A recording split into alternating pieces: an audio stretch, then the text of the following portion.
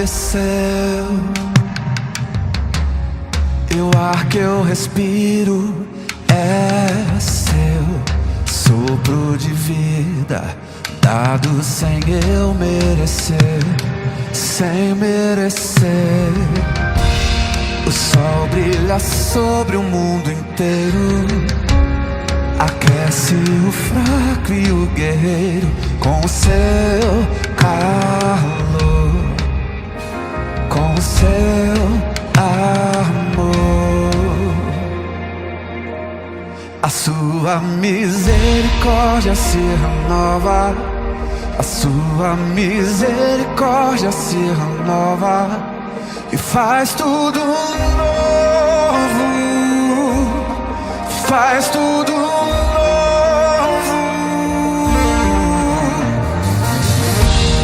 O sol brilha sobre o mundo inteiro, aquece o fraco e o guerreiro com o seu calor, com o seu grandioso amor. A sua misericórdia se renova, a sua misericórdia se renova e faz tudo novo, faz tudo novo. A sua misericórdia se renova, a sua misericórdia se renova e faz tudo novo, faz tudo novo.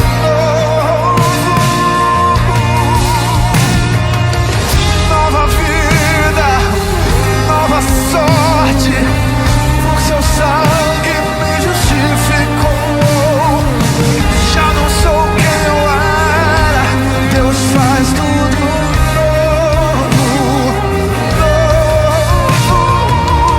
Nova vida, nova sorte, por amor me justificou. Já não sou quem eu era, Deus faz tudo novo. A sua misericórdia se renova, cante. A sua faz tudo novo, faz tudo novo, faz tudo novo.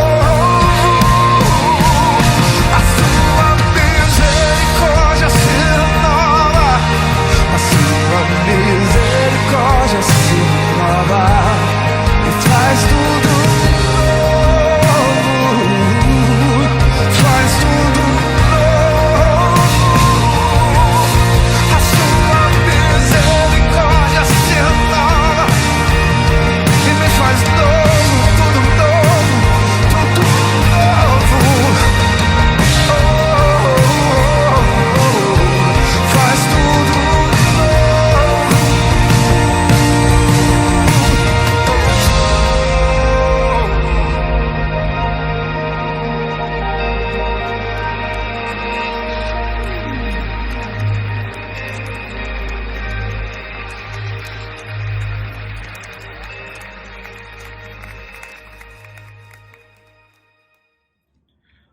Boa noite, Igreja da Vila. Que bom que a gente está aqui junto, reunido em mais esse domingo, driblando as questões que esse mundo tem imposto para que a gente se reúna, mas estamos juntos, mesmo que virtualmente, prontos para ouvir a palavra do Senhor e o que Ele tem a dizer a cada um de nós. Na semana passada a gente começou uma série falando sobre o livro de Marcos, em que um reino descortinado surge para a gente, um reino do qual nós somos convidados a fazer parte como filhos amados do nosso Pai.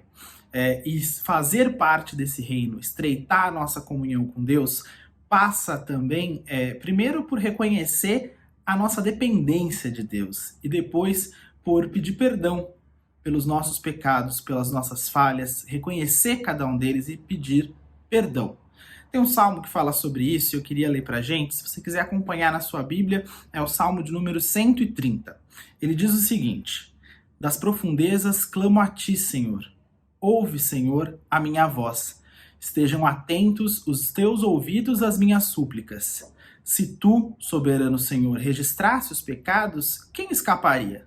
Mas contigo está o perdão para que sejas temido.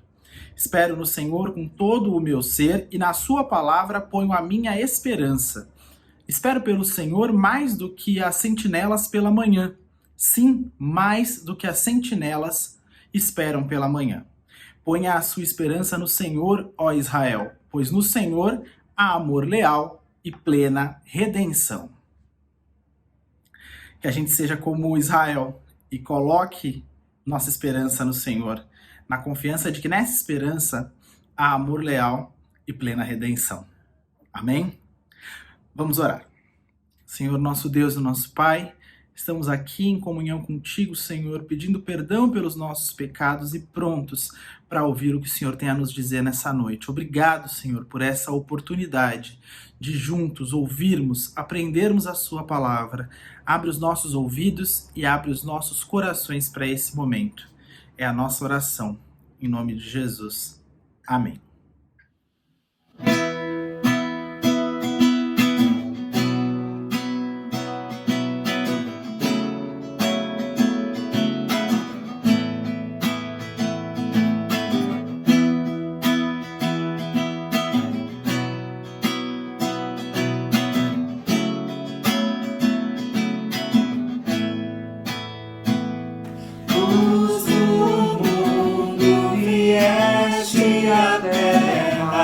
Para que eu pudesse te ver, tua beleza me leva a adorar-te, quero contigo viver. Vim para adorar-te, vim para prostrar-me, vim para dizer que és meu Deus, és totalmente amável, totalmente digno, tão maravilhoso para mim. Eterno Rei, exaltado nas alturas, glorioso no céu, humilde vieste a terra que criaste, por amor pobre se fez. Vim para adorar-te, vim para prostrar-me, vim para dizer que és meu Deus, és totalmente amável, totalmente digno, tão maravilhoso para mim. Eu nunca saberei o preço dos meus pecados lá na cruz. Eu nunca saberei o preço dos meus pecados lá na cruz. Vim para adorar-te, vim para prostrar-me, vim para dizer que és meu Deus, és totalmente amável, totalmente digno, tão maravilhoso para mim. Vim para adorar-te, vim para prostrar-me, vim para dizer que és meu Deus, és totalmente amável, totalmente digno, tão maravilhoso para mim.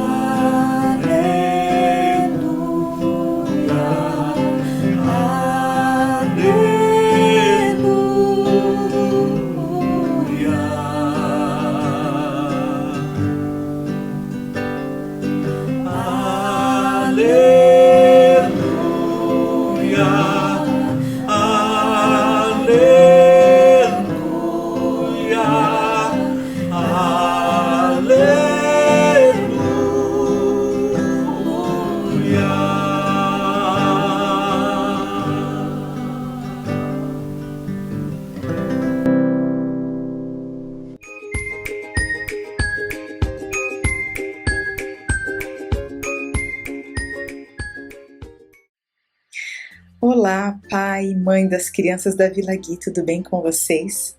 A partir de fevereiro, a Vila Gui vai ganhar um espaço muito especial. Todos os domingos, às 9 horas da manhã, vocês irão receber um link, onde terão a contação da história, as aplicações da história, por meio de perguntas. É um tempo muito importante de troca, de escuta, de fala com os seus filhos e também uma atividade onde vai ter a aplicação dessa história. Esse tempo é muito importante, pai e mãe, assim como nós temos a responsabilidade de levá-los à escola, ou de colocá-los em frente ao computador para uma aula online, ou levá-los ao médico, a um dentista, é nossa responsabilidade também com a educação cristã das nossas crianças. Então, a Vila Gui conta com vocês e muito obrigada pela parceria. Até mais! 1, 2, 1, 2, 1, 2, 1, 2, 1, 2, 1, 2. Olá, criança. Opa, deixa eu tirar meu boné. Tirar essa máscara para falar com vocês. Chegou a hora de falar com vocês. Tudo bem, crianças? Estava caminhando aqui no meu quintal um pouquinho, porque afinal tenho que fazer atividade física. Essa Covid a gente não pode brincar, não é verdade? E falando nisso, em breve poderemos nos encontrar. Sim, sim, sim. Tomarei a vacina contra a Covid logo, logo. E poderemos nos encontrar na igreja. Que alegria. Desculpa. Ai, é muita alegria. E eu vim aqui falar isso pra vocês, que logo, logo nos encontraremos. Enquanto isso, assista às aulas da Vila Gui. Muito, muito importante. Deus falando conosco sempre. Então você não vai querer deixar de ouvir o que Deus tem para falar para você. Olha, eu preciso falar outra coisa. Que legal esse novo cenário, tecnologia, né, André? Né, André? É o Chroma Key. Oh, que incrível! Quer ver? Falaram que se eu falar uma imagem, aparece! Leão! Oh, que legal! Mar! Nossa! Muita coisa legal, não é? Deus tem nos abençoado e nos ajudado para fazer o melhor para Ele! Graças a Ele! Um beijo! E até mais! Nos encontraremos mais vezes por aqui! Beijo! Tchau! Vou descer de elevador, hein?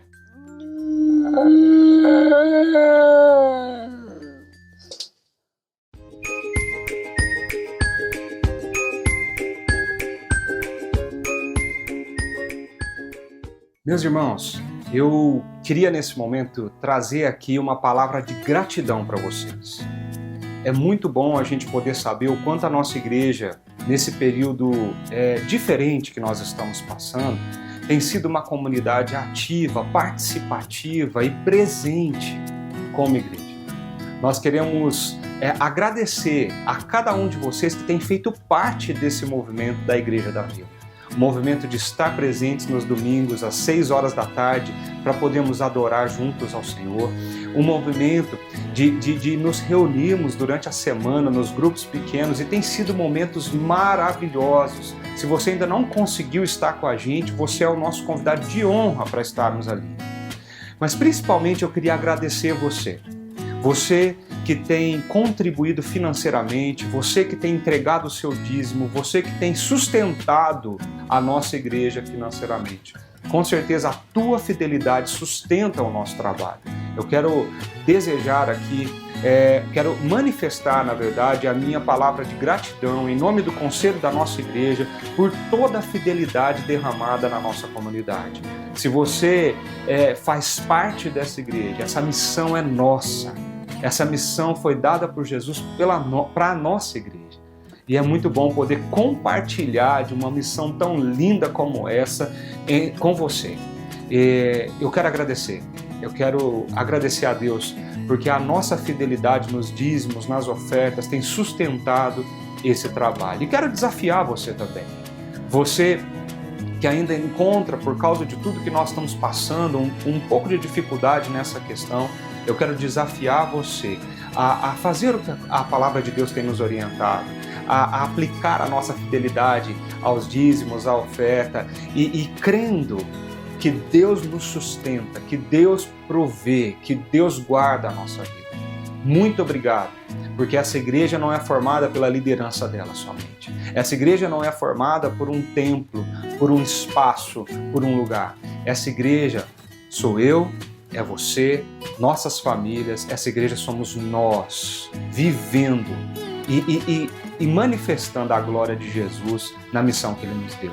Que Deus abençoe muito você, que Deus abençoe muito a sua família e que nós possamos continuar juntos nessa grande missão que o Senhor Jesus nos deu. Oi, Igreja da Vila, tudo bem? Como é bom a gente poder cultuar, louvar o nosso Deus juntos. E então, preparando o nosso coração para a mensagem, quero ler com vocês o Salmo 32, versículos de 1 a 5. Como é feliz aquele em que tem as suas transgressões perdoadas e os seus pecados apagados. Como é feliz aquele a quem o Senhor não atribui culpa e em quem não há hipocrisia. Enquanto escondi os meus pecados, o meu corpo definhava de tanto gemer. Pois dia e noite a tua mão pesava sobre mim. A minha força foi se esgotando como em tempo de seca. Então reconheci diante de ti o meu pecado e não encobri as minhas culpas. E eu disse: confessarei as minhas transgressões ao Senhor, e tu perdoaste a culpa do meu pecado. Amém.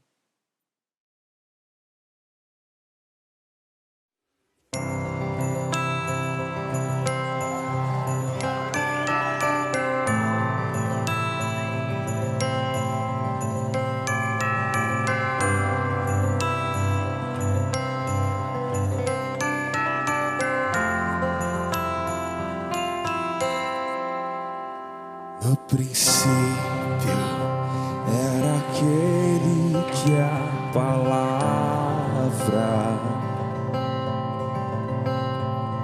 estava com Deus e era Deus.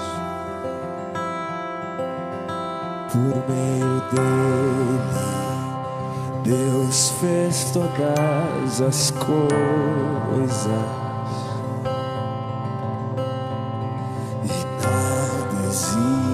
Existiria se não fosse por Ele. Ele é a luz que brilha na escuridão, e as trevas não podem o deter.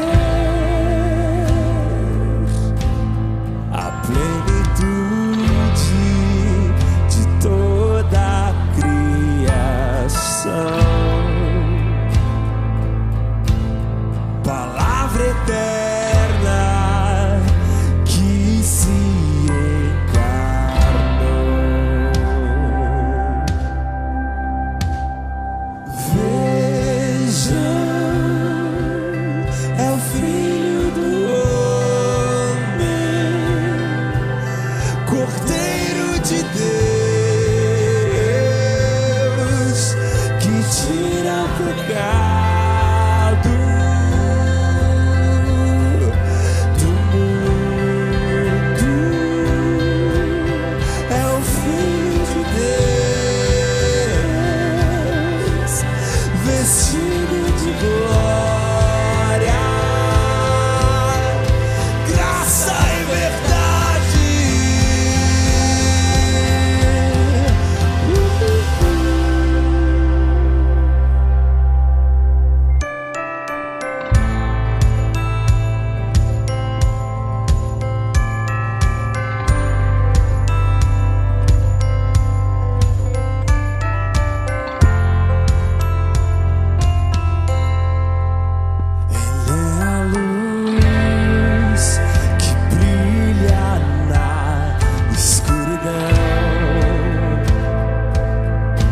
As trevas não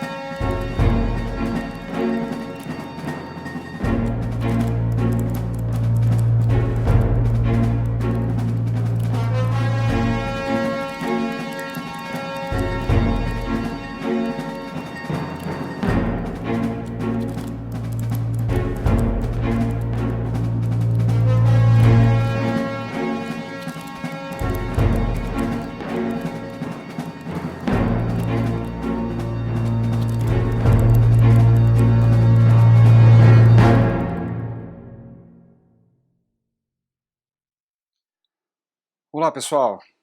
É muito bom a gente poder estar aqui, nos reunir como igreja, estarmos juntos. Podemos ter esse espaço, esse momento para cultuar o nosso Deus, para colocar o nosso coração diante dele e poder celebrar a vida, celebrar a comunidade, celebrar a nossa igreja, celebrar quem nós somos, o que ele está fazendo na nossa história. Esse momento é muito significativo para todos nós. Nessas últimas semanas, nós temos vivido algo intenso na nossa comunidade. Muitas pessoas têm comentado sobre como tem sido bom, como tem sido precioso estar aqui e podemos viver tudo isso que nós temos vivido.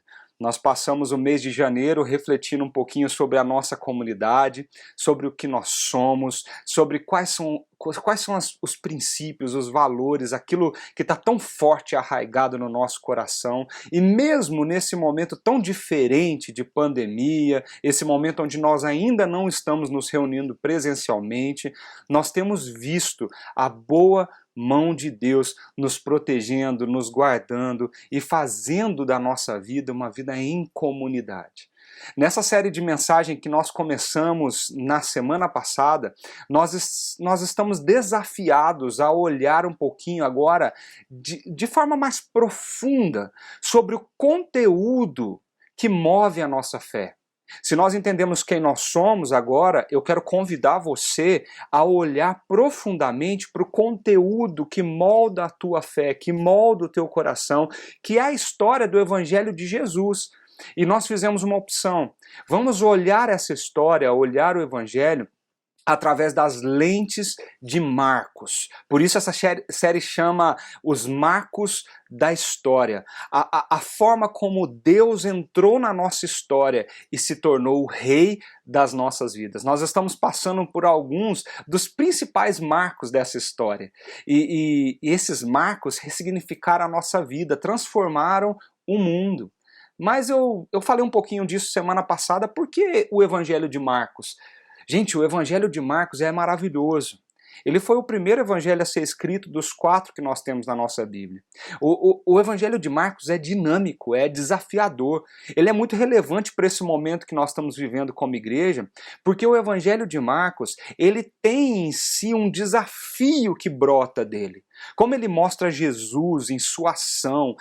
Se você parar para prestar atenção, o Evangelho de Marcos é todo escrito no presente, porque ele está mostrando Jesus em ação, Jesus fazendo aquilo que está acontecendo. Mas o Evangelho de Marcos, ele nos desafia a uma posição, a uma decisão para todo mundo que lê ele.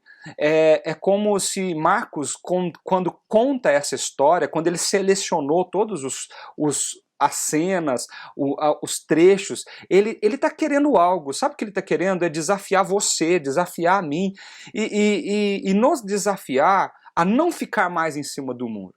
Nós temos uma posição em relação a isso. E quem nós somos? Onde nós estamos? Qual é a nossa posição? Quem Jesus é de fato para nós? Nós não conseguimos ficar inertes diante dessa história. Nós não conseguimos mais ficar como se isso não existisse. Uma vez que nós lemos o Evangelho de Marcos, nós temos que responder. E responder de uma forma ativa. O que tudo isso tem a ver com a minha vida? Então, essa série de mensagens, ela tem um objetivo muito claro. É o objetivo de nos desafiar a essa decisão. Uma vez que nós compreendemos a nossa identidade, nós compreendemos o propósito de tudo isso que está acontecendo com a nossa vida, que flui da história de Jesus, nós encararmos a nossa realidade e a nossa vida como aqueles que foram chamados para reinar com Ele. Porque o Evangelho de Marcos apresenta Jesus como rei, e ele nos convida a reinar com Ele. Na semana passada, nós vimos aí a história do batismo de Jesus. E foi lindo, lindo, lindo a forma como Deus trabalhou no nosso coração, falou profundamente na nossa alma. Nós vimos ali Jesus descendo no Jordão, o céu se abrindo, o reino descendo, o Espírito Santo capacitando Jesus, a voz bradando do alto, dizendo: Tu és meu filho amado, a quem eu tenho muito prazer. Logo depois, Jesus foi para o deserto. E tudo isso estava preparando ele para o início do seu ministério. Tudo que viria, as perseguições, as dificuldades, todos os ensinamentos, mas também para a cruz, para os momentos finais, a consumação de tudo que ele veio fazer aqui. Jesus começa o seu ministério com uma certeza no seu coração. Ele era o filho amado do Pai, em quem Deus tinha muito prazer em se relacionar. Depois daqueles dias, Jesus sai do deserto e vai caminhando pelas cidades, pelos povoados da Galileia. E ali ele começa a fazer milagres, maravilhas. Ele começa a fazer tantas coisas, tantas curas, que o pessoal se maravilha de quem ele é. E ele está tentando trazer uma mensagem. Ele consegue, quando ele tenta, né, trazer uma mensagem para nós. Quem ele é e o que acontece com cada um de nós quando nós compreendemos quem ele é, porque ele tem autoridade naquilo que ele faz, naquilo que ele se manifesta. Eu não sei se você consegue visualizar tudo isso, mas Marcos escolhe alguns eventos e ele está montando essa narrativa de forma que a gente absorva algo muito importante. As cenas iniciais do livro de Marcos revelam que Jesus foi enviado para trazer cura a esse mundo quebrado. Quando você lê o capítulo 1, quando você lê o capítulo 2, você vê uma sequência de pessoas sendo curadas, muitos doentes, muitas pessoas possessas de espíritos malignos, eles são curados. Por quê? Porque o que Marcos está querendo nos dizer é que Jesus veio para trazer a cura para o mundo quebrado. Marcos destaca milagres para mostrar para a gente que o advento do domínio de Deus promete para esse mundo decaído a cura, a restauração, a redenção, promete uma nova vida, uma nova humanidade em tudo que o envolve.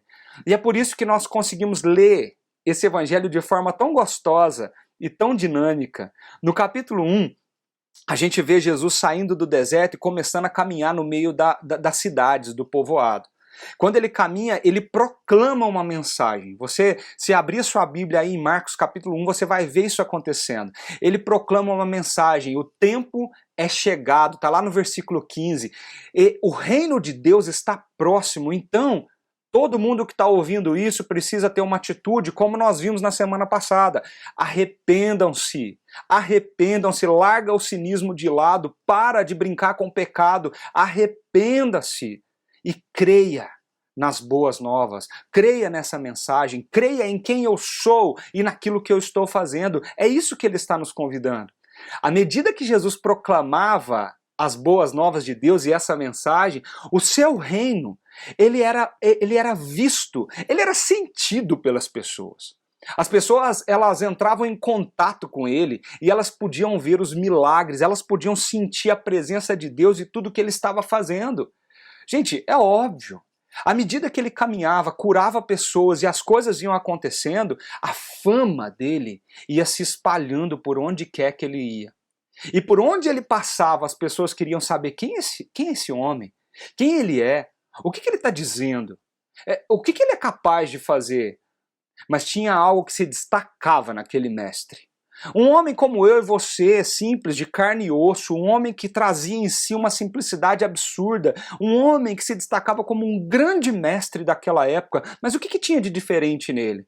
Ele tinha autoridade, como nunca vista antes. Guarda essa palavra, autoridade. Se você ler o capítulo 1 e 2 de Marcos, você vai ver essa palavra saltando desses dois capítulos várias vezes. Marcos está mostrando para a gente que Jesus não era um homem comum. Para alguém que lê o Evangelho de Marcos, perceber que não se trata de simplesmente um profeta, não se trata simplesmente de um homem bom, se trata de alguém que é diferente porque tem autoridade.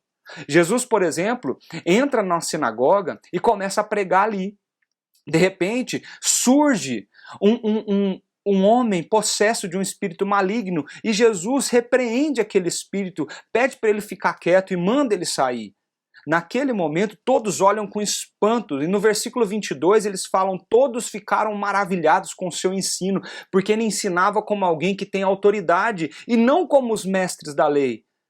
De repente, no versículo 27 e 28, nós vemos o pessoal falando: todos ficaram tão admirados, que perguntavam uns aos outros: o que é isso? É um novo ensino, mas é um ensino com autoridade. Até os espíritos imundos ele dá ordem e eles lhe obedecem. E o versículo 28 fala: as notícias a seu respeito se espalharam rapidamente por toda a região da Galileia. Nós estamos vendo que Jesus está indo, e onde Jesus vai, coisas acontecem. De repente, Jesus entra na casa de Simão, e a sogra de Simão está deitada com uma febre altíssima, uma enfermidade mortal naquela época. Jesus cura aquela mulher, e a fama de Jesus se espalha. Quando Jesus volta para a cidade, um leproso interrompe Jesus, e ali ele começa a clamar pela misericórdia, e Jesus purifica aquele leproso, cura ele. Pede para ele ficar em silêncio, para ele somente ir para o templo, para poder se mostrar ao sacerdote e poder ser reconhecido de novo como alguém curado. Mas ele não se contém e ele espalha essa notícia para todo mundo.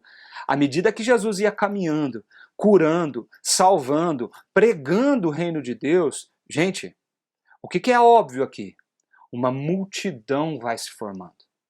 As pessoas começam a saber o que estava acontecendo e as pessoas querem participar disso. As pessoas olham para si mesmas e falam: qual é a minha necessidade? O que eu preciso de Jesus? Ele pode fazer qualquer coisa, ele cura os doentes, ele cura qualquer coisa, qualquer enfermidade, ele expulsa até os demônios, até os espíritos imundos, ele pede para sair, ele ordena que saia e saem. Eu preciso dele. Uma multidão vai se aglomerando e por onde Jesus vai, existe uma multidão. Todos querem provar, todos querem ouvir. Alguns queriam entender o que estava acontecendo ali, mas para muitos, gente, imagina isso comigo, para muitos era a grande chance da sua vida, talvez a sua única oportunidade de ver algo diferente acontecendo na sua existência. Marcos descreve, ele começa o capítulo 2 contando o último de uma série de 5 milagres, de 5 curas que Jesus fez. E olha só, se você puder, abre a sua Bíblia aí comigo em Marcos capítulo 2, do versículo 1 ao versículo 11, ou acompanha comigo a leitura aqui no nosso vídeo. E Marcos está escrevendo e descrevendo uma cena lindíssima que eu queria conversar com vocês hoje e para a gente poder absorver o que essa cena tem para fazer em nosso coração. Olha só o que esse texto de Marcos 2, depois que toda essa multidão está junta, ele tem para nos ensinar. Poucos dias depois, tendo Jesus entrado novamente em Cafarnaum, o povo ouviu falar que ele estava em casa. Então muita gente se reuniu ali, de forma que não havia lugar nem junto à porta, e ele lhes pregava a palavra. Vieram alguns homens, trazendo-lhe um paralítico, carregado por 4 deles, não podendo levá-lo até Jesus por causa da multidão. Então eles removeram parte da cobertura do lugar onde Jesus estava, e pela abertura do teto, baixaram a maca que estava deitado o paralítico. Vendo a fé que eles tinham, Jesus disse ao paralítico: filho, os seus pecados estão perdoados. E estavam sentados ali alguns mestres da lei, raciocinando no seu íntimo, pensando consigo mesmo: por que esse homem fala assim? Ele está blasfemando. E quem pode perdoar pecados a não ser somente Deus? Jesus percebe logo em seu espírito que era isso que eles estavam pensando. Então ele diz para eles: por que vocês estão remoendo essas coisas em seu coração? Que é mais fácil dizer ao paralítico: seus pecados estão perdoados, ou levanta-se, pegue a sua maca e ande? Mas para que vocês saibam que o Filho do Homem tem na terra autoridade para perdoar pecados, disse ao paralítico: eu lhes digo, levanta-se, pegue a sua maca e vá para casa. Ele se levantou, pegou a maca e saiu à vista de todos, que atônitos glorificavam a Deus, dizendo: nunca vimos nada igual. Meus queridos, minhas queridas, gente, quem seria você nessa história? Vamos para aquela cena, vamos entrar em Cafarnaum, vamos estar agora naquela região. Se isso tivesse acontecendo na sua vida agora, quem seria você nessa história? Você seria alguém no meio da multidão? Você estaria ali porque você tem algo para pedir a Jesus, você tem algo do fundo do seu coração, aquilo que você precisa tanto, e aquilo que você sabe que se Ele fizer na sua vida, vai transformar toda a tua existência. O que seria esse pedido para você? Você pediria um trabalho? Você pediria uma cura de alguma enfermidade? Você pediria para Ele curar alguém que você conhece? Pensa aí em alguns minutos, o que você pediria para Jesus se você estivesse ali? Quem seriam as pessoas que você trariam para perto de Jesus? Será que você seria um daqueles 4 amigos? Daqueles 4 homens que levaram alguém para perto de Jesus?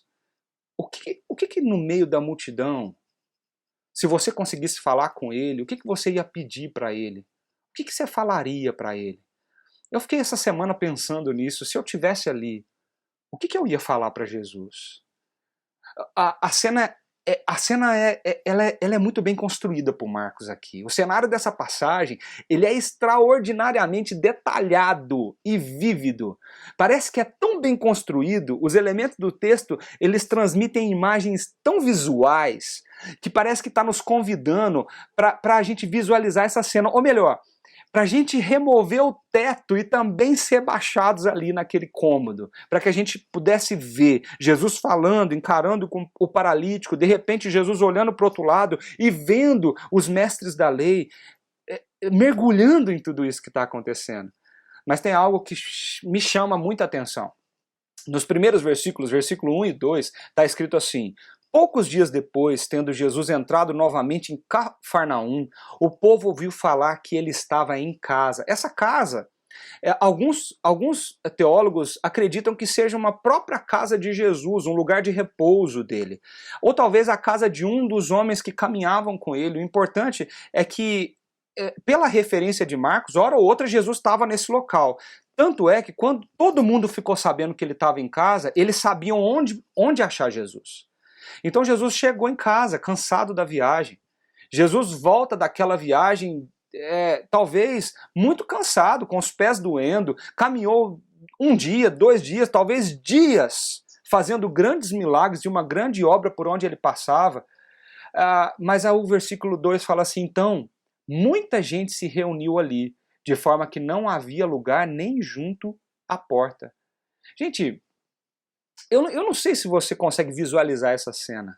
Jesus voltando de viagem, entrando discretamente na cidade, indo direto para a casa dele. Ele tinha acabado de curar um leproso, ele sabia que aquele leproso ia fazer barulho. Nem deu tempo de descansar, talvez nem deu tempo de tirar aquela roupa suada, tirar o calçado, comer alguma coisa direito. De repente, um barulho começa do lado de fora. Começa aquele burburinho de gente conversando, começa o barulho na sua porta, o barulho de passos do lado, na janela. A gente começa a ouvir algumas coisas ali perto, na onde Jesus estava. Era a multidão. A multidão chegou e a multidão estava sedenta. Eles taparam todas as entradas e as saídas, eles bloqueavam, ninguém entrava dentro daquela casa, ninguém saía. Tudo estava ali envolto por aquele povo que queria ouvi-lo, queria vê-lo, precisavam ser curados. É uma coisa que me intriga, porque a multidão sempre seguiu Jesus. A multidão seguia por onde ele ia. Onde Jesus ia, fazia alguma coisa, tinha um monte de gente. 1.000, 2.000, 3.000, 4.000. Jesus uma vez alimentou quase 10.000 pessoas, se nós contássemos 5.000 famílias. É muita gente. Porque Jesus trazia um eco de esperança. Quando ele falava, quando ele pronunciava o reino de Deus, era uma esperança que soava da autoridade dele. Ele semeava a esperança de cura, amor, o cumprimento da promessa de uma nova vida, de um novo reino. Muitas pessoas queriam experimentar disso. No meio daquela turma ali, daquela galera, tinha gente sedenta, porque queria o Messias, queria Jesus, o escolhido de Deus, queria ser salvo por ele. Discípulos fiéis estavam ali. Mas tinha muita gente curiosa. Muita gente que tentava entender quem ele era de fato, o que ele tinha para oferecer para mim. Tinha líder local que queria entender por que aquele alvoroço estava começando ali naquela cidade pequena. e líderes religiosos estavam ali como guardiões da lei, dos bons costumes, para verificar se é verdade aquela pregação que ele fazia, ou até mesmo que pecado aquele movimento estranho estava levantando ali. A multidão tinha gente de tudo quanto é tipo de jeito.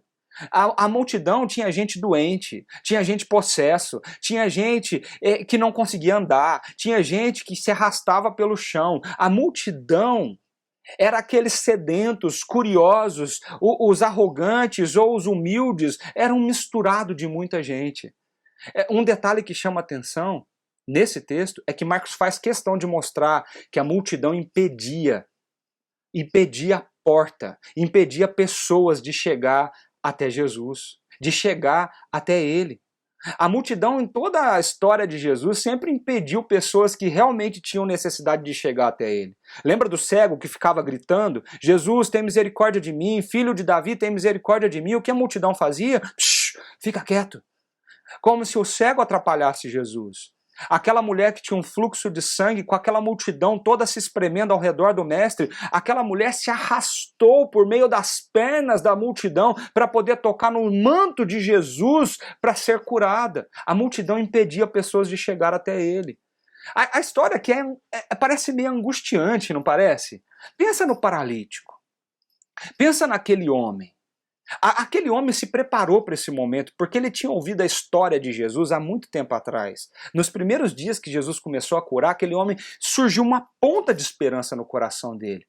Até chegar ali naquela casa, imagina, ele sai, de repente chegam pessoas na sua casa e falam assim: Jesus voltou, vamos, é a nossa chance, vamos, tem que ser agora. E eles pegam aquele homem numa maca e saem correndo de casa. Eu fico pensando, o que passou na cabeça daquele homem deitado naquela maca, sacudindo, enquanto os seus amigos o levavam para a casa de Jesus?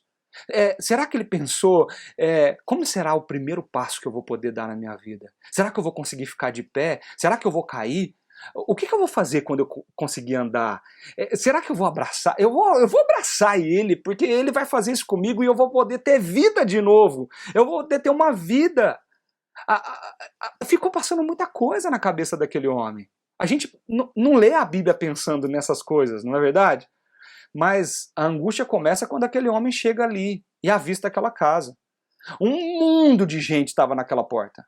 Como que ele vai conseguir entrar? Como que ele vai conseguir chegar? A multidão não deixava ele entrar. Todos ali tinham seus interesses próprios. Por que o paralítico ia ter preferência? Por que o paralítico tinha que ser beneficiado? Eu também tenho meus problemas, eu também tenho as minhas necessidades, eu também tenho coisas que eu quero dizer para Jesus e pode ser minha única chance. Eu também tenho alguém enfermo na minha vida, eu também tenho uma doença que precisa ser curada, eu preciso ouvir o que ele está dizendo, eu preciso ver se é verdade o que ele está dizendo. Percebe isso, gente? A multidão bloqueava aquele homem de chegar perto de Jesus. Talvez o coração dele se angustiou, se frustrou quando viu aquilo. O versículo 3 e 4 conta um pouquinho dessa cena, falando assim: vieram alguns homens trazendo-lhe um paralítico, carregado por 4 deles, não podendo levá-lo até Jesus por causa da multidão. Sabe o que eu fiquei pensando quando eu estava estudando esse texto? E eu queria instigar você a pensar comigo. Até que ponto nós não somos a multidão que está bloqueando a porta para a entrada daqueles que realmente precisam de se encontrar com Jesus? Até que ponto a nossa igreja não significa essa multidão que bloqueia a porta para que aqueles que precisam de Jesus entrem? Eu tenho olhado para o mundo evangélico da igreja brasileira e tenho ficado terrivelmente entristecido.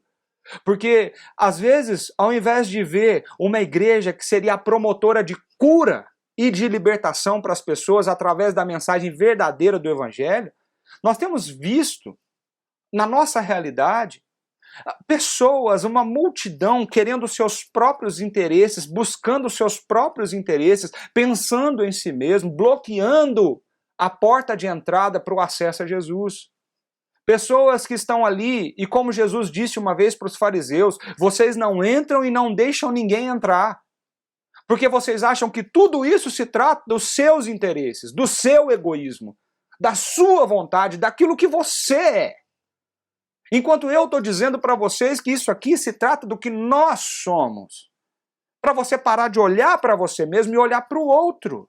Ser igreja é não se conformar de estar entre a multidão bloqueando a entrada de acesso a Jesus, é parar de olhar para si mesmo para olhar para o outro. Nós devemos ser um canal de cura, de libertação, como comunidade, como igreja. Uma porta, nós deveríamos ser essa porta que dá acesso a Jesus, em acolhimento, em amor, em esperança, sem limites. Aqui é o lugar de gente que precisa de Deus. Gente, igreja é o lugar de gente pecadora, de gente com problema, de gente que está errando. Por quê? Porque é aqui que Deus vai curar as pessoas. Nós não podemos nos conformar em ser uma igreja que repele pessoas, porque elas têm problemas, porque ela é diferente de nós, porque ela pensa diferente de nós. Igreja é um lugar de acolher. Não é a multidão que tapa a porta. E a gente precisa pensar um pouquinho nisso. Talvez aquela multidão ficava pensando enquanto aquele paralítico tentava costurar no meio daquele povo. Eu cheguei primeiro aqui. Eu estou aqui desde que fiquei sabendo que Jesus voltou. Eu tenho direito porque eu sou parente da sua mãe. Eu sou filho de presbítero. O meu pai fundou essa igreja. E nós fazemos as coisas desse jeito. Sempre nos vemos como os mais importantes da história, não é verdade? As nossas necessidades sempre são maiores, os nossos problemas sempre são gigantes. Nós somos tão egoístas que nós tapamos a porta porque nós queremos ser os primeiros da fila. Enquanto Jesus está nos convidando para abrir espaço e que nós sejamos o caminho que levem as pessoas a serem curadas para Ele. Eu parei para pensar essa semana sobre isso. O que na nossa vida, na nossa comunidade, nos distingue dessa multidão egoísta que só olha para si mesmo e que se morde e se aperta para poder ter os seus desejos e as suas necessidades realizadas? Gente, mas o texto não para por aí.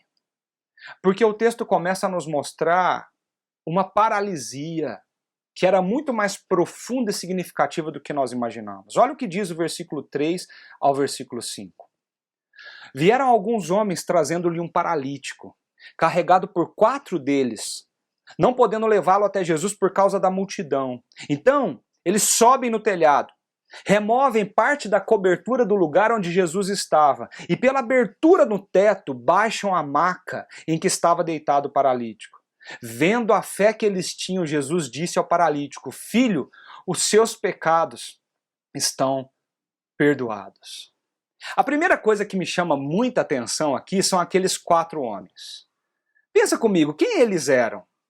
De alguma forma, eles tinham proximidade com aquele paralítico. Eles se esforçaram muito para ajudar aquele pobre moribundo a chegar até Jesus.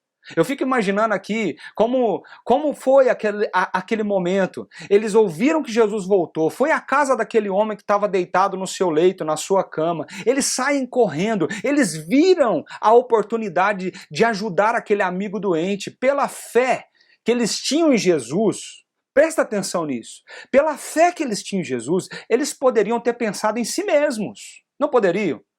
Do que eles precisavam? Qual era a realidade deles?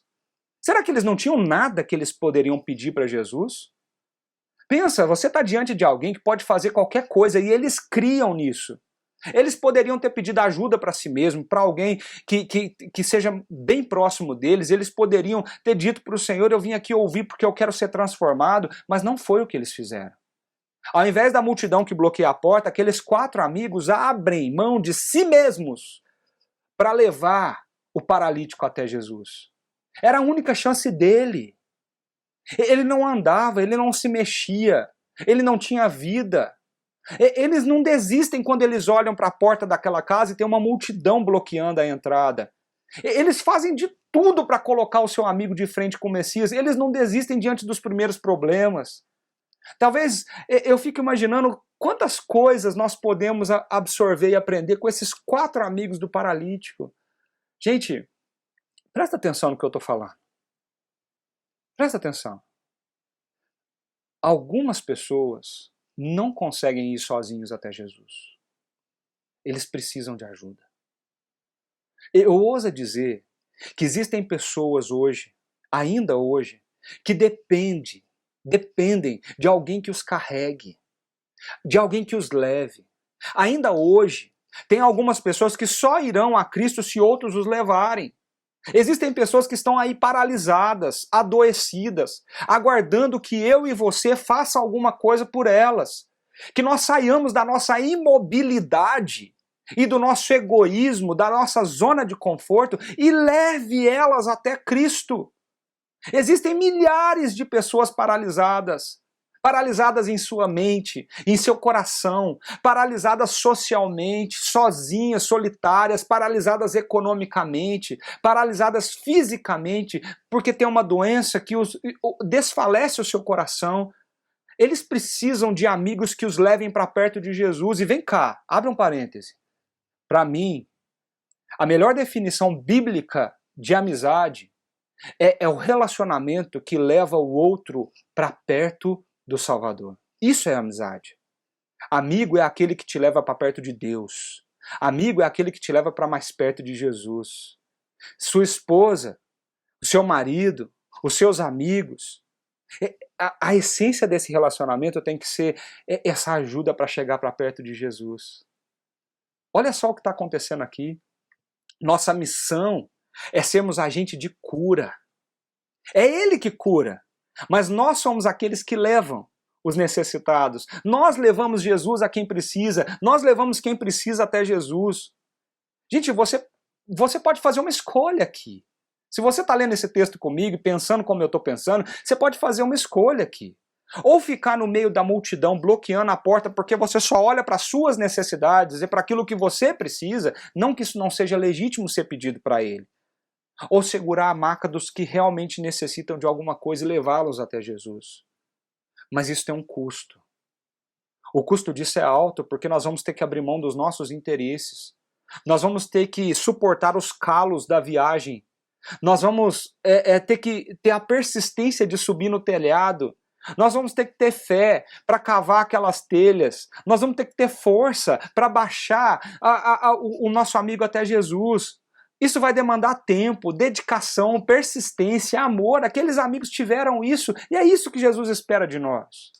Jesus viu a fé deles. O texto fala isso.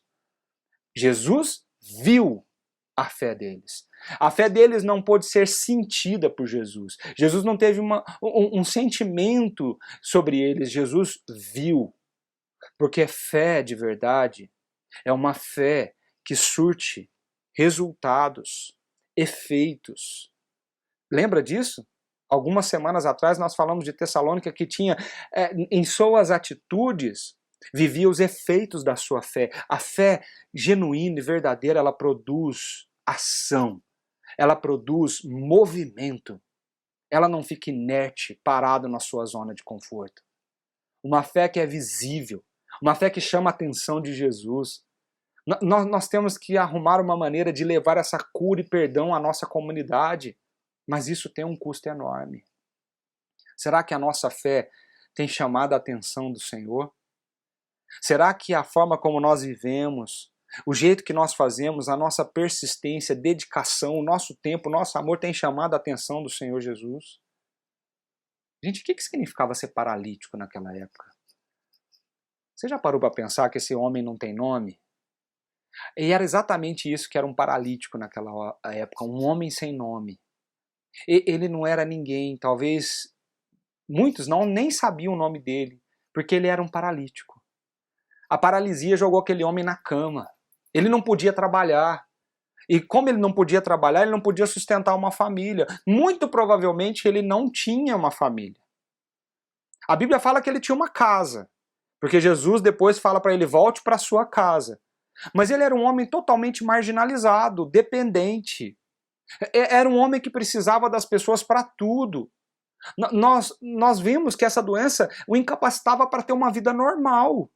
Jogava ele numa situação de dependência extrema das pessoas para tudo, para se alimentar, para sua higiene, para sua movimentação. Pensa que humilhante é isso? Nenhuma vida religiosa aquele homem pode ter, porque ele não consegue ir na sinagoga sozinho, ele não pode ir para Jerusalém no templo. Pensar naquele homem é pensar no que significa a cura para ele. Pensa com o coração daquele paralítico, o que significa esse momento na vida dele? O que essa cura simboliza para ele? Gente, essa cura simbolizava trazer para ele uma vida que ele nunca teve. Se ele deixar de ser paralítico, ele vai poder trabalhar, ele vai poder se casar, ele vai poder sustentar uma casa. Essa era a cultura da época. Ele vai poder ir na sinagoga, ele vai poder ir para Jerusalém, no templo, ele vai poder ter vida social, ele vai poder ter uma vida totalmente diferente. Pensa nisso. Mas aqui surge uma pergunta, e talvez seja a pergunta mais importante que eu quero chamar a tua atenção. Mas qual era a cura que aquele homem realmente precisava? E esse é o cerne, é o centro desse texto. É o que Marcos está construindo aqui, está tentando chamar a nossa atenção para que a gente entenda. Pensa na cena. Jesus está pregando a mensagem. Está falando sobre o evangelho, a casa lotada, todo mundo cansado, gente dentro, gente fora, muitos querendo ouvir, outros querendo milagres, mas ele continuava falando. De repente algo interrompe a pregação dele. Um barulho no teto. Ele olha para cima, mas ele ainda não sabe o que está acontecendo. As pessoas não sabem o que está acontecendo. Jesus sabia, né? Mas de repente aquele teto começa a se abrir. E as pessoas estão destruindo o teto. Pensa que loucura isso, gente. Você dentro da casa e as pessoas destruindo o teto daquela casa e você lá dentro. Qual é a tua reação numa hora dessa? E de repente uma maca é baixada naquele buraco e um homem deitado sobre ela. Jesus ali era o único que sabia quem ele era de verdade, de dentro e de fora. Mas pensa no que aconteceu aqui. Ao invés de olhar primeiro para a sua deficiência, as suas limitações, ao invés de Jesus olhar para a sua doença e chamá-lo de paralítico sem nome, o seu corpo, qual foi a primeira coisa que Jesus disse quando olhou para aquele homem? Filho, os seus pecados estão perdoados. Essa frase é muito forte. Essa frase é muito forte. Porque Jesus poderia ter dito, o que você quer que eu faça por você? Todo mundo aqui tem alguma coisa, o que você quer? Qual é o teu milagre que você precisa? Por que você está aqui? Jesus poderia ter dito assim, levanta, anda, pode ir. Mas Jesus olha para aquele homem e fala, os seus pecados estão perdoados. Sabe por quê? Porque Jesus, ele não olha para o exterior somente. Ele olha para o mais profundo do nosso interior, o nosso coração. Jesus não olha para o exterior que todo mundo vê. Ele olha para aquele lugar mais escondido, que você tenta guardar lá no fundo da sua alma. E ele vê. Quando ele diz, filho, ele sabia o poder que essa palavra teria para os ouvidos daquele homem. Os seus pecados estão perdoados. Jesus sabia de algo que todo mundo desconhecia. O paralítico, a multidão, os mestres da lei, todo mundo tinha um problema muito mais grave do que simplesmente a condição física. E olha que a condição física é grave. Mas Jesus olha nos olhos dele e fala isso porque Jesus sabia que o maior problema estava no seu coração. Gente, pensa comigo, qual a expectativa daquele homem naquele momento? O que será que passava na sua cabeça? Se você fosse o paralítico, ou talvez um dos seus amigos que veio de longe carregando ele para trazer ele, cavou o buraco no telhado e de repente, a hora que o homem baixa ali, você escuta o mestre falar, filho, seus pecados estão perdoados. Já pensou que aquele homem podia pensar assim, não foi isso que eu vim buscar aqui? Eu sou paralítico, eu não ando, eu não consigo trabalhar, eu vivo de esmola, de ajuda, eu não consigo participar da reunião da cidade, eu não vou na sinagoga, eu não posso ir no templo, eu não tenho vida. Eu não estou buscando perdão de pecado. Se eu fosse perdão de pecado, eu ia para o templo para me apresentar para o sacerdote. Eu estou em busca da minha vida. Eu quero uma vida. Jesus, eu sou paralítico. Eu tenho um problema mais urgente aqui. O senhor não está percebendo? O perdão não vai me dar uma vida social, uma vida econômica, uma vida familiar, uma vida religiosa. Eu vou continuar limitado, preso nessa marca. Gente, presta atenção. Filho, os seus pecados estão perdoados. O que é mais importante? O corpo ou o coração? O corpo ou a alma daquele homem?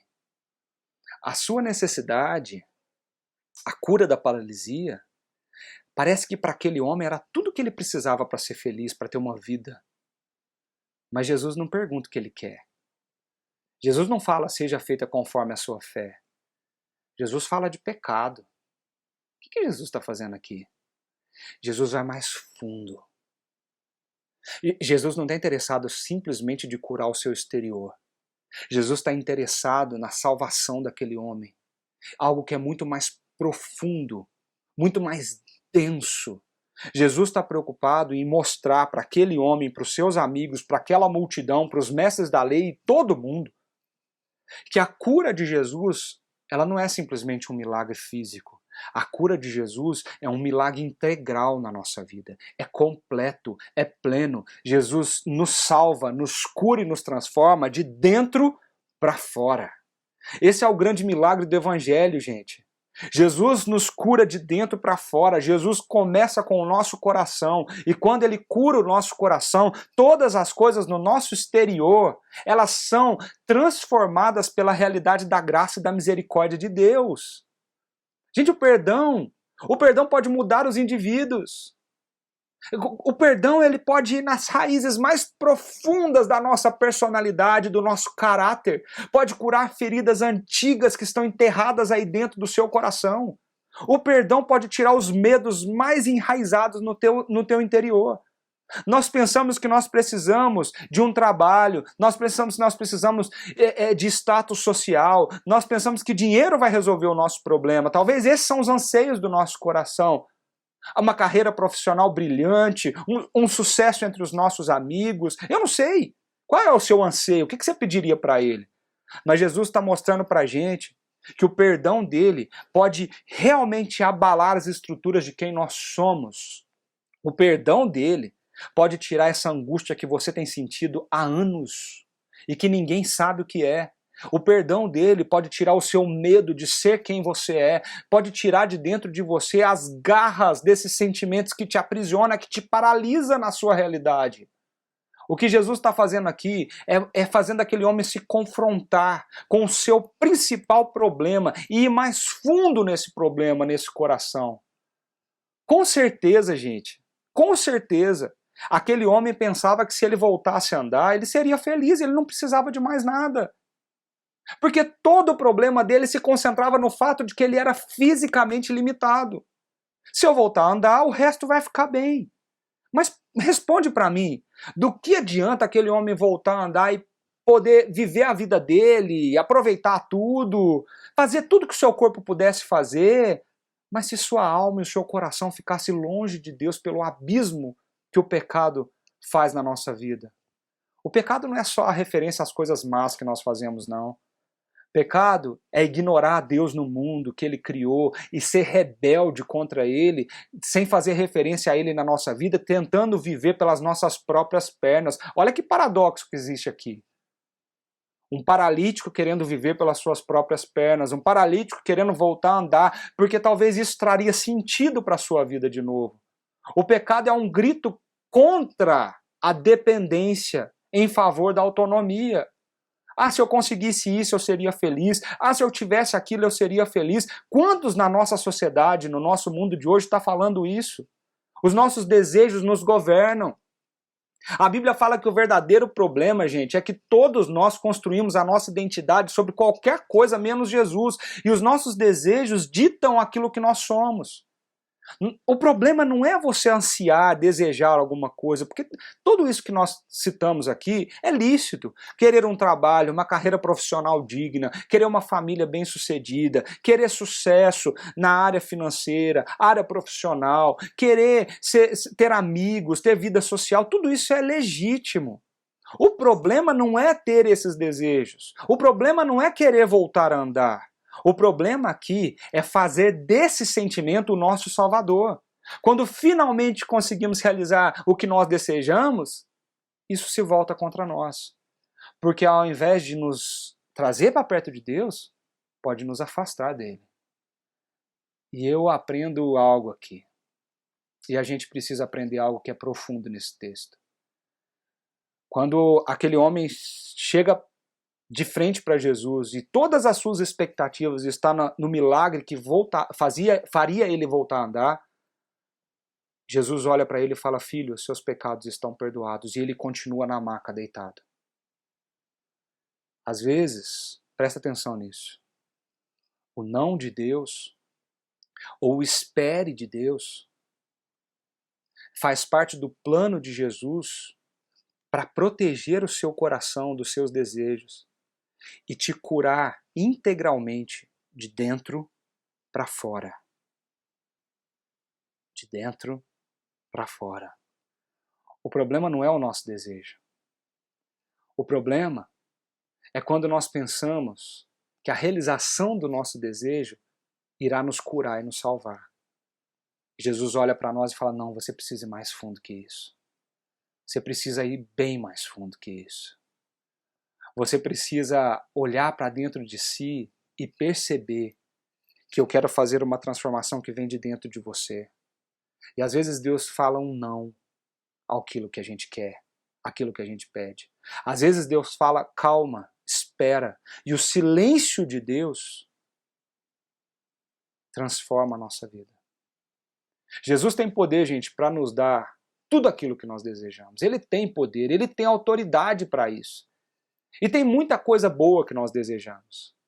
Mas só ele sabe o que realmente nós precisamos. Essa história está aqui para nos ensinar isso. Ele sabe ir suficientemente profundo nos nossos corações.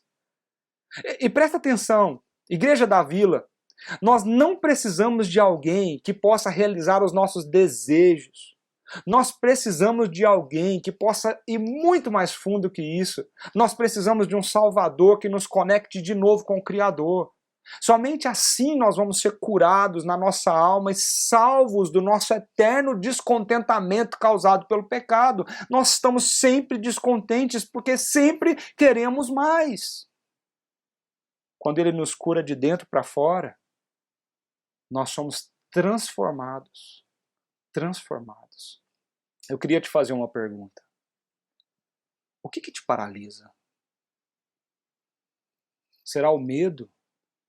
O medo do futuro, o medo das incertezas que o futuro nos traz, o medo de que algo aconteça com seu filho, com a sua filha, o medo do seu casamento que está sendo diluído na medida que você caminha, o medo de você não conseguir conquistar tudo que você sempre quis, o medo de você não ter tudo que você precisa. Será que é o medo que te paralisa? Será que é a ansiedade de querer as suas coisas do seu jeito, na sua hora? Deus, eu preciso agora. Se não for agora, não serve. Eu preciso andar agora. O que te paralisa, gente? Pensa aí. Vai mais fundo. O que traz angústia para o teu coração? O que teu coração deseja tanto que te faz estar estático no reino de Jesus e não conseguir dar um passo para frente porque você tem que ficar no seu lugar? O que você deseja de verdade? Qual é o desejo que existe dentro de você que é tão forte, que se você vacilar, você transforma ele no Salvador da tua vida?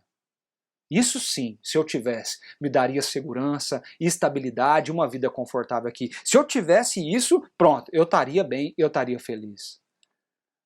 O que Jesus precisa remover do seu coração para que você seja curado de verdade?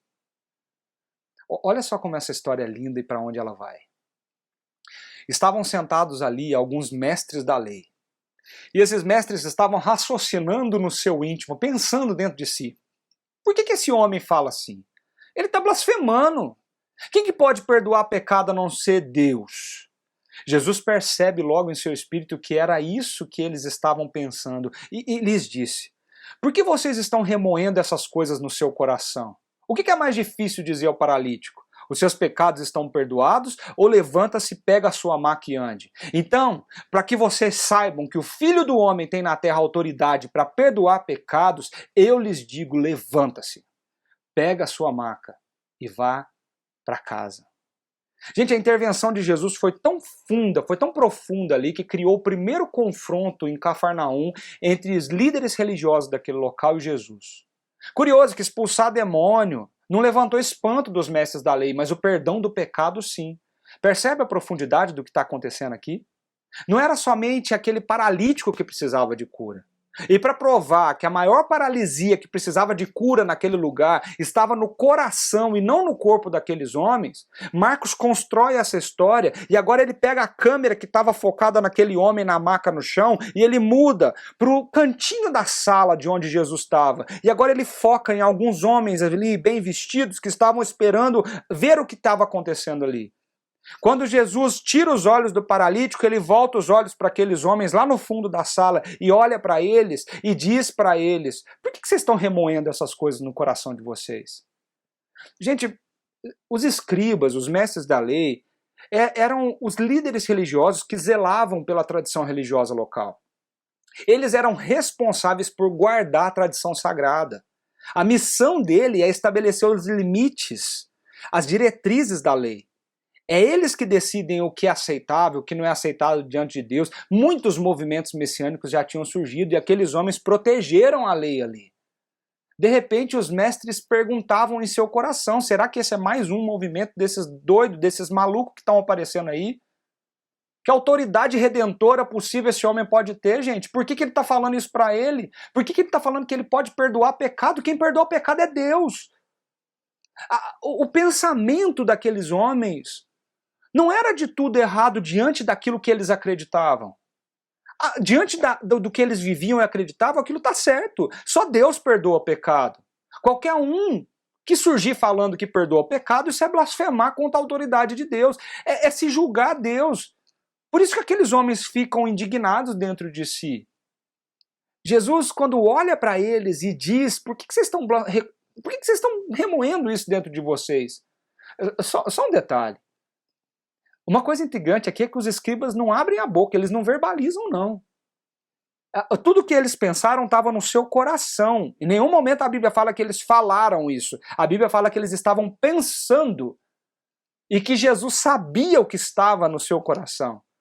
O foco de Jesus aqui não é curar o físico, mas é ir profundo no coração das pessoas. Percebe como Marcos construiu essa história?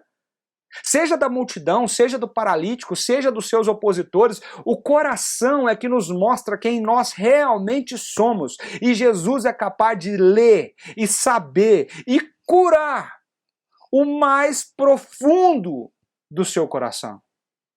O coração daqueles homens estavam tão envolvidos em guardar a lei que eles não conseguiram reconhecer o Salvador. O erro daqueles homens não foi questionar o que estava acontecendo ali, porque eles estavam cumprindo a missão deles. Era responsabilidade deles fazer isso. Como é responsabilidade nossa, zelar pela palavra de Deus, entender o que realmente está escrito nela e o que não está escrito nela, crer no que está escrito nela. E coisas que estão surgindo por aí que não estão na Bíblia, nós temos que rejeitar. Mas existe uma coisa muito séria acontecendo aqui. Quando o nosso coração se volta tanto para esse julgamento religioso vazio, nós não conseguimos enxergar Jesus e o que ele está fazendo na história.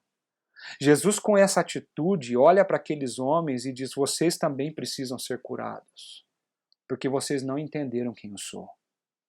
Jesus, ao perdoar o pecado daquele homem, ele está alegando diante de toda aquela multidão que ele sim é o Deus Todo-Poderoso que desceu aqui na terra e insistiu em estar conosco. Ele invade a nossa história para poder nos salvar dos nossos desejos desconexos e longe de Deus.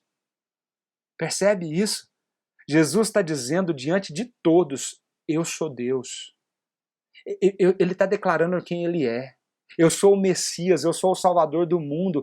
Esse é o ápice dessa cena. Vocês precisam entender quem eu sou, porque somente assim vocês vão ser transformados de dentro para fora. O versículo é muito claro. Então, para que vocês saibam que o Filho do Homem tem na terra autoridade para perdoar pecados, eu te digo. E agora eles tiram o olho dos escribas e volta o olho para aquele homem na maca. Agora sim, pegue a sua maca e vá para casa.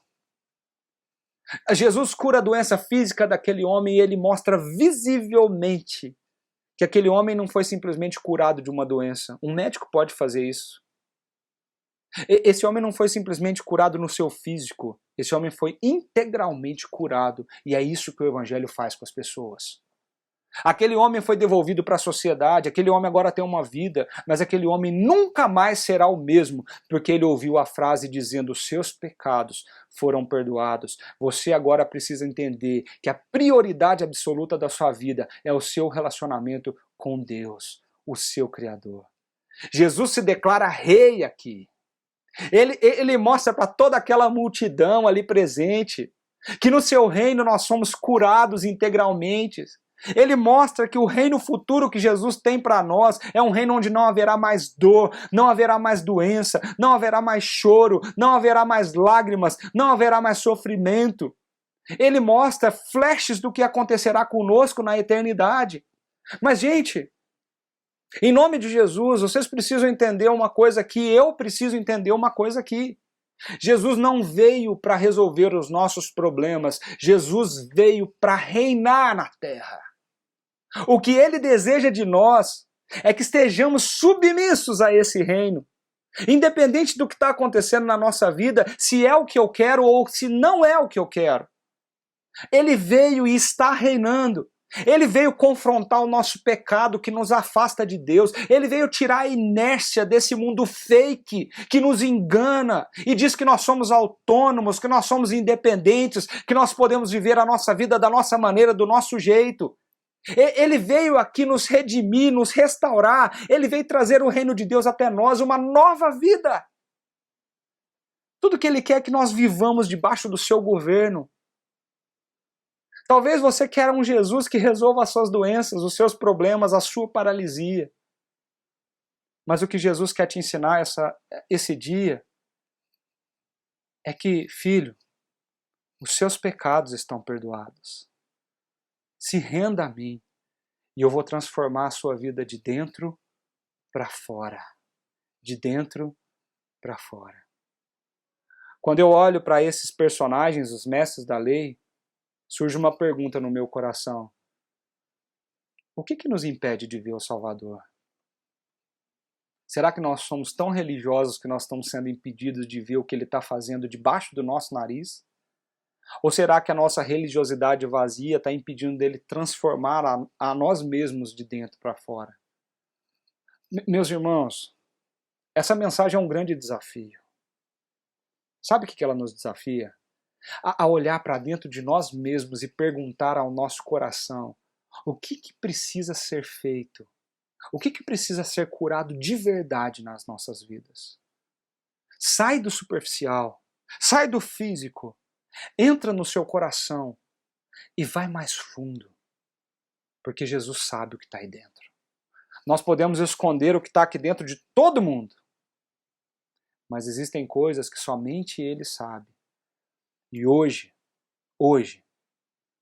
se você desceu daquele teto e está deitado diante dele, o que ele vai fazer com você? Quando ele disser: filho, os teus pecados estão perdoados. Jesus quer ir mais fundo na sua vida e trazer a verdadeira cura para você, a cura da alma, transformar você de dentro para fora. Todos os milagres de Marcos até aqui, todos eles, Marcos escolhe a dedo, parece que para mostrar que nesse ponto da história, as pessoas precisam entender que ele tem autoridade. E a autoridade dele extrapola tudo que nós já imaginamos. Ele não é um rei político. Ele não é um rei que senta num trono para governar o mundo politicamente e economicamente. Ele não é um rei que vai pegar uma nação e batalhar com ela em guerras. Jesus é um rei que quer transformar as nossas vidas e nos mostrar que o reino vindouro dele é eterno.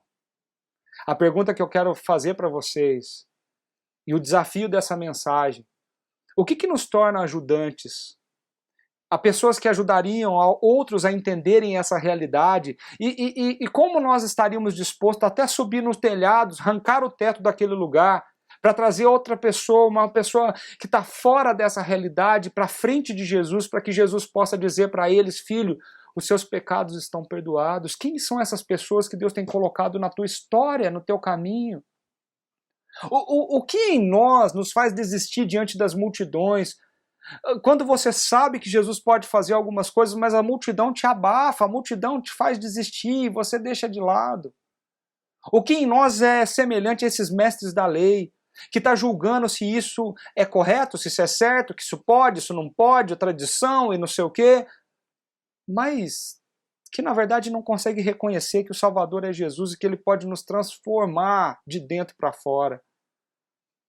E principalmente, o que em nós é semelhante a esse paralítico, que precisa hoje, ainda hoje, ouvir: filho, os seus pecados estão perdoados. O mais importante na tua vida é como você se relaciona com o seu Criador. Como está o seu relacionamento com Cristo? Como está o seu relacionamento com Deus? Isso é o mais importante, porque a obra que Ele está fazendo na nossa história é uma obra que começa aqui dentro, na essência do nosso ser, no nosso coração. E de dentro para fora, Ele vai transformar toda a nossa história. Eu queria desafiar você, hoje, não deixe para amanhã. Pare e pense quem você é nessa história. A multidão que está bloqueando a porta? O paralítico ansioso pelas suas necessidades? Os amigos que abrem mão de si mesmo para levar ele para perto de Jesus? Ou os mestres da lei que não conseguem enxergar o Salvador? Quem você é hoje na tua vida nessa história? Eu queria que você gastasse algum tempo orando, se entregando a Deus e pedindo para Ele não mostrar os desejos externos que você tem, mas que Ele mostre para você o que é de mais profundo no seu coração, que precisa de cura, que precisa de perdão, que precisa de restauração. Somente a maravilhosa graça de Jesus pode fazer essa transformação na nossa vida. Nós vamos ouvir essa canção e eu queria desafiar você, enquanto ela estiver cantando, você preste atenção nessa letra e você ore, dizendo: Deus, perdoa os meus pecados pela tua graça, pela tua misericórdia.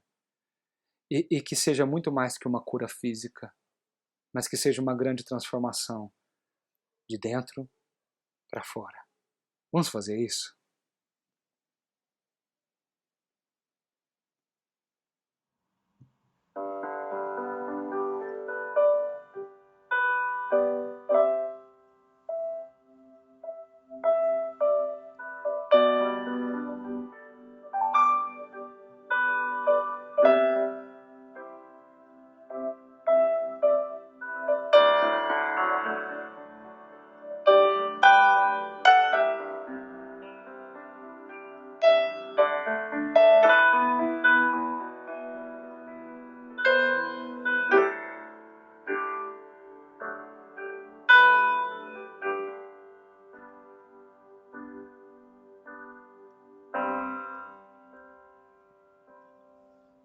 Maravilhosa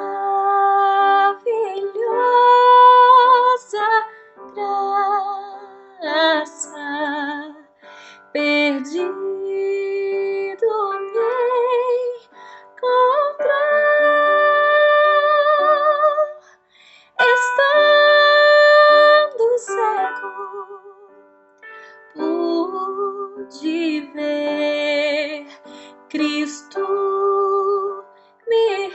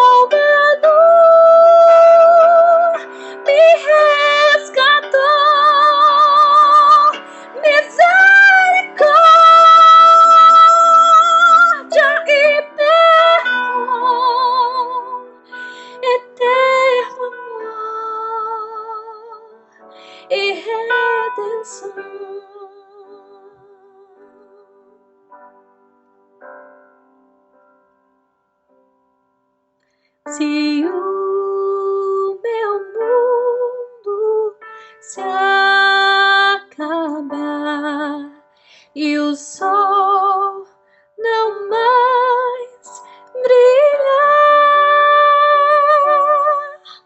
O Deus que um dia me chamou será pra sempre meu,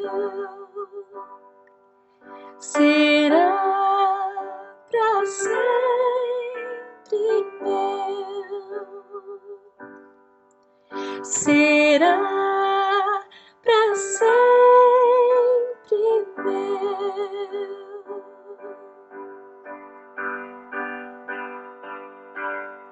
Liberto eu fui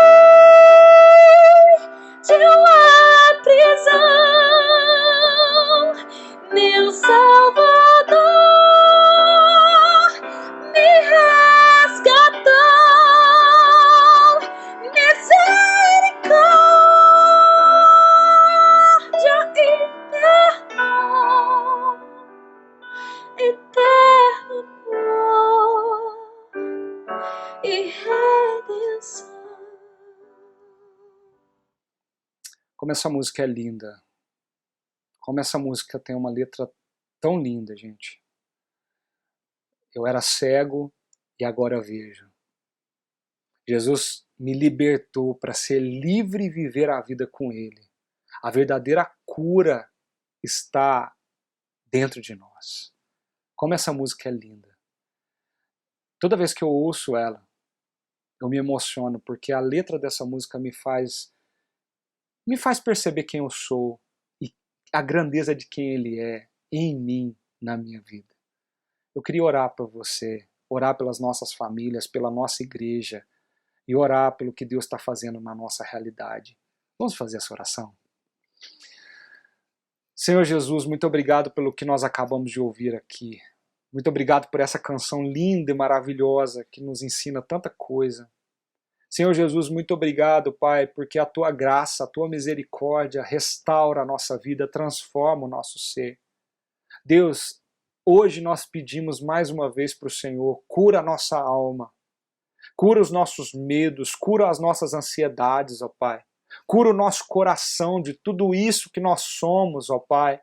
E que nós não permitamos, ó Deus, que os nossos desejos sejam maiores do que o Senhor na nossa vida. Que nós não permitamos que nós transformemos os nossos desejos nos nossos salvadores. Essa falsa ilusão de que se nós tivermos algumas coisas, vai salvar a nossa vida e nos dar tudo que nós precisamos. Tudo que nós precisamos é o Senhor, Pai. Então que a graça do Senhor, ó Pai, possa transbordar no nosso ser e que toda paralisia que nos impede de nos mover para levar pessoas até o Senhor seja curada de dentro para fora. Deus, e para isso nós pedimos a Tua bênção. Igreja da Vila, meus queridos, meus irmãos, que a graça do nosso Senhor, o nosso Salvador Jesus Cristo, o amor de Deus, o nosso Pai, o nosso querido Pai, tão próximo da gente, e o poder, a capacitação, a presença do Espírito Santo esteja sobre nossas vidas hoje, toda essa semana e eternamente. Em nome de Jesus. Amém. Que Deus abençoe muito a sua vida, muito, muito mesmo. Gente, não deixa isso aqui ficar aqui não.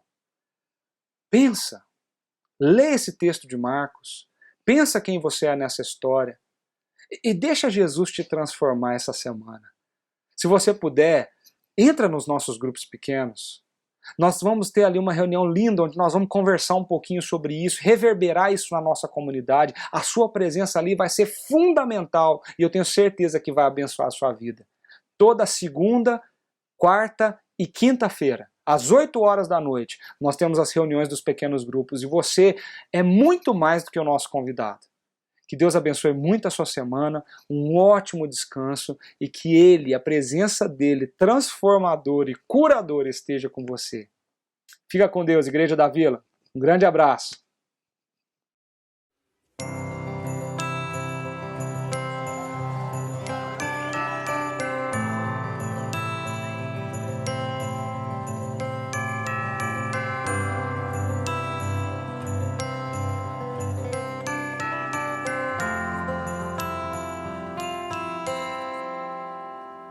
No princípio era aquele que a palavra estava com Deus e era Deus. Por meio dele, Deus fez todas as coisas.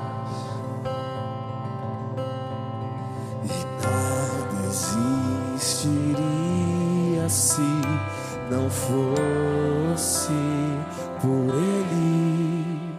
Ele é a luz que brilha na escuridão e as trevas